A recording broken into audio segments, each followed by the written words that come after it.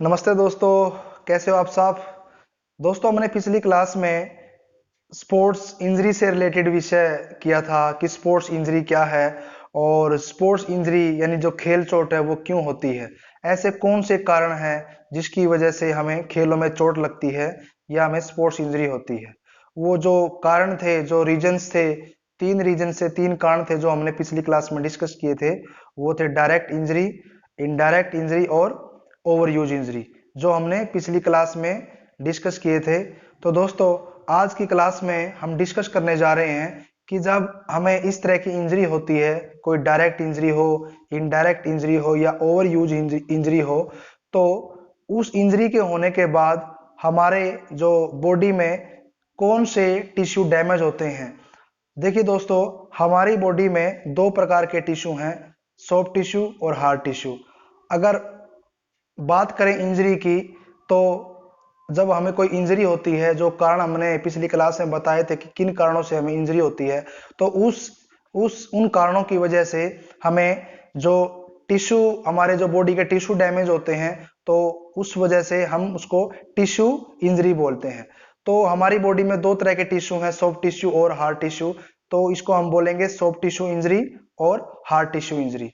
दोस्तों, soft tissue injury वो होती है जो जो इंजरी हमारी बोन और टीथ से अलग की इंजरी हो, यानी ऐसी इंजरी जो हमारी बोन और टीथ की इंजरी से अलग हो। बॉडी में ऐसी कोई चोट जो हमारी बोन से अलग हो, बोन की यानी हड्डी की चोट से अलग हो, और टीथ जो हमारे दांत है उसकी चोट ना हो, तो सारी सॉफ्ट टिश्यू इंजरी होती है। जैसे sprain, strain, abrasion, contusion etcetera, ये सब हमारी क्या है, सॉफ्ट टिश्यू इंजरी है।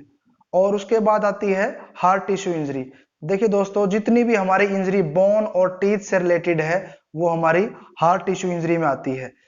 हार्ड टिश्यू इंजरी कौन कौन सी, जैसे फ्रैक्चर, डिसलोकेशन और टीथ फॉलिंग आउट। जब हम कई बार बॉक्सिंग बाउट होती है तो हमारा कई बार जो टीथ, हमारे जो दांत है वो बाहर आ जाते हैं कई बार।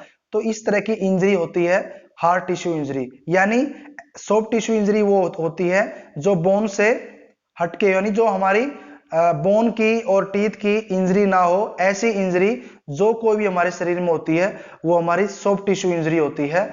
और उसके बाद हार्ड टिश्यू इंजरी, बोन यानी हड्डी और टीथ से रिलेटेड, दांतों से रिलेटेड जो हमारी शरीर की जितने भी बॉडी की जितनी इंजरी है, जितनी चोट है, वो हमारी हार्ड टिश्यू इंजरी में आती है।